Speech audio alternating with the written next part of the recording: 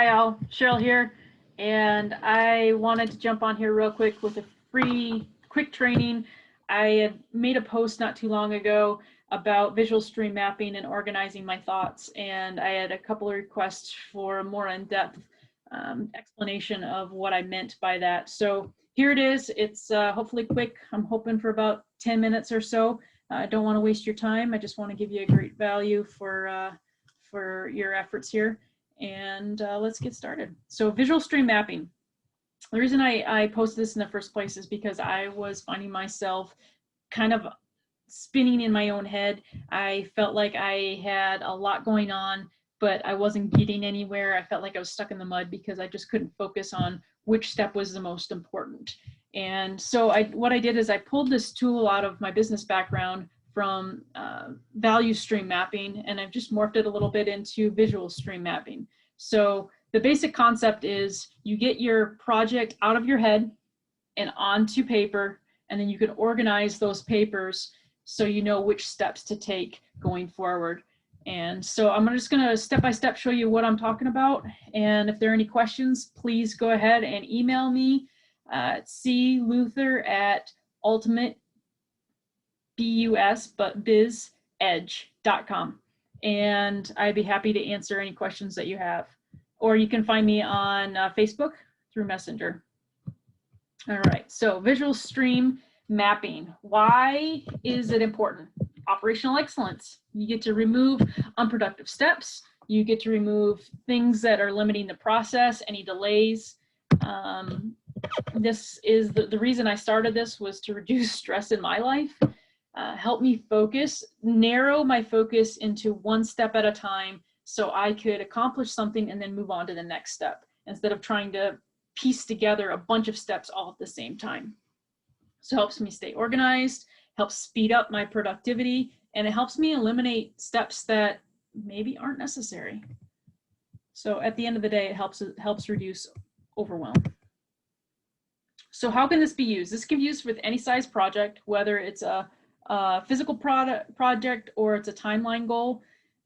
For example, behind me, I'm creating a course. So there are a lot of steps in creating a course. There are a lot of steps in marketing, funnels, all good stuff, but there's a lot of pieces. So I was able to break this down into steps. So I'm able to understand what steps I need to take next. So creating a course, building a house, launching a supplement. If you know me, you know that I love goals. I usually keep a 10-year, 5-year, 3-year, 1 year, and then all quarterly goals. So I break down all of my visions into different bite-sized chunks, and then I go after them. So this can be used for timeline goals as well. So the framework that I use to build this out, 3 S's. So you've got streams, you've got steps, and you've got specifics. And I'll get into these here in just a second. So the first part of the framework that you want to build out is the stream. The stream is the bigger idea, the bigger topic. For example, the stream for this example for me is building a course. So that's a pretty big, broad topic. There are a lot of steps that happen in that big, broad topic. So we have a stream, which is building a course. And then within that stream, like I just mentioned, you have a lot of to-dos. All those to-dos are your steps. So each individual piece of the puzzle fall within the bigger stream, and those are your steps. And then, of course, each step has very specific details on how to accomplish those. So, for example, you might have a timeline attached to a specific step. You might have a freelancer that you know you want to use for that step. Maybe you already have part of a step done and you want to make sure that you've notated that and where to find it in your files. So now that you know the framework, I'm going to go through briefly how step-by-step how to break this down. It's really easy. I know you can do it. Just sometimes you need the breakdown of the step-by-step of how I've done it or somebody else has done it to model it. So first thing, name your project. What are you trying to accomplish? So once you've named your project, figure out what the goal is. For me, goal is from nothing, from 0 to launch of a project of this mastermind. So that's my Z, launching it in the marketplace. So now that I know my project name and I know my project goal, I can list all the steps that have been running around in my head, and I just want to write them down on a line sheet of paper. Anything that I can think of that I know I need to accomplish to get to where I want to be. Once I have that entire list written down, just brainstorm. That's all you're doing here is brainstorming. Then you're going to take a half sheet of paper. I usually just cut computer paper in half, such as this. And then I take each of those steps that I just wrote on the line paper, all of my brainstorming, and I put each individual item on its own piece of paper. And then what I do, here's the key. Your spouse is going to thank me. Use wall-safe tape. Wall-safe tape will not take the paint off of your walls, and it will potentially save your marriage. So what I do is I just use a marker, write each task, each step down on the piece of paper. I put tape on it, and then I put the paper on the wall where it belongs in order from A to Z what those steps look like. So then you want to kind of take a look and make sure that you've arranged appropriately, that the steps make sense to you. If not, then pick the paper up, move it around, put it where it belongs. And then, where are my stickies? So I have different colored stickies. Stickies are for my specifics. So if I know that I have, like my VA, if I'm going to send something to my virtual assistant, or I have a particular freelancer in mind for a portion of a project, then I'll put their name on it, their phone number, and I'll stick it on the step.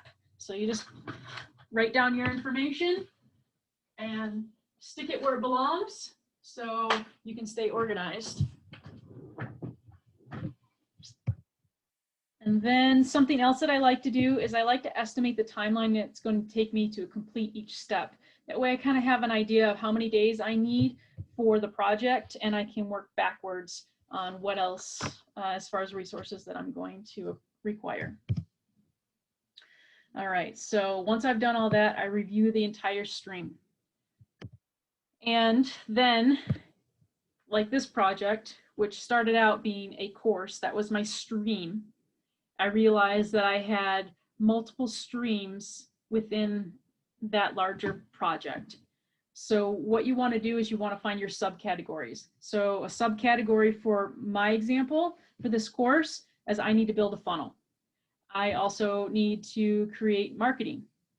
So those are, I separate those out. I pull those pieces of paper off the wall and I create different lines. I create different streams for those subcategories within that project. So multiple streams look like this. You can see behind me that I have multiple streams on the wall. Each one of those lines it's the same project, but I have different streams within that project. Sometimes I find that color coding is helpful. So I use different colored markers for the titles of something. If I have a different stream that I want to highlight as maybe my primary, I can use different marker for that or different colored piece of paper. Just helps you stay organized. Some people are color oriented and kinesthetic oriented like I am, so that potentially could be helpful. And then I'm constantly reviewing my streams to make sure that they make sense and that they're in a logical order.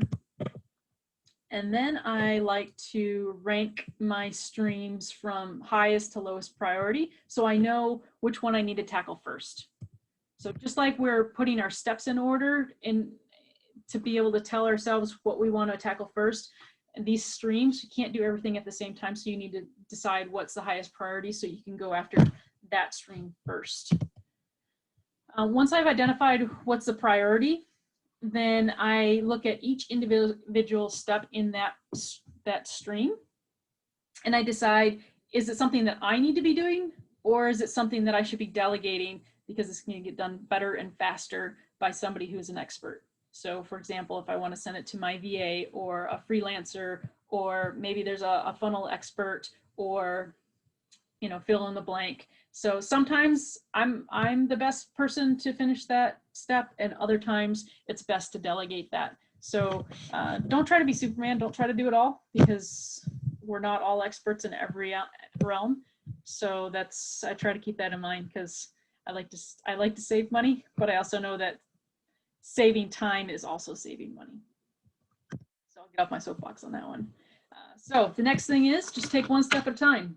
Take the next step in your value stream. Trust yourself that you've created a valid value stream, a visual stream, and just do one step at a time. Focus hard on that one step, and as long as you continue to follow your steps and complete them, you will get to your Z.